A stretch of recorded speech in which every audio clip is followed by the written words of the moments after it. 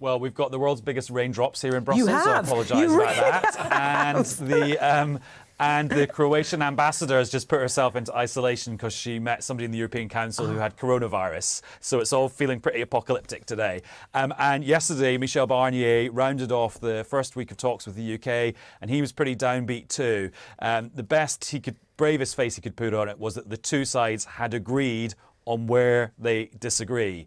And the disagreements are in 4 areas, pretty predictable because we've been talking about them since the start of the year. Number 1, in the free trade agreement, do you refer to current EU standards and EU law? The EU says you have to, because if you're going to be looking at divergence, you need to know the points from which you're diverging, and that's currently EU law. The UK says that's an unjustified impingement on its sovereignty.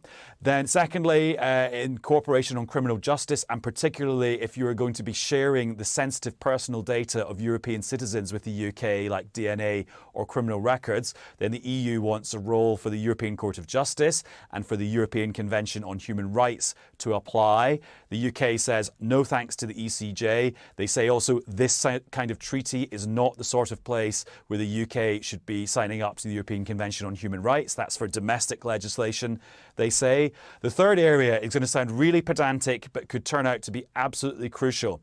It is, how many agreements do you end up with? The EU wants one big blockbuster agreement with an overarching system for how you settle disputes. The UK wants loads of separate agreements that sit alongside a free trade agreement. The problem there is the compromise isn't between 1 and 10, or let's have 5. It's either 1 or many. I don't see a grey area there. And then the fourth area, which has turned out to be a huge, big disagreement, is on fish. How do you allocate EU access to British waters? The EU saying you use a system that's very similar to what you have now. The UK saying, nope, we want something called zonal attachment, which means total UK control of the waters around the UK coast. So 4 areas, very clear disagreements, but not very clear where there's any room for compromise on any of them. Right, and that's just the end of week 1.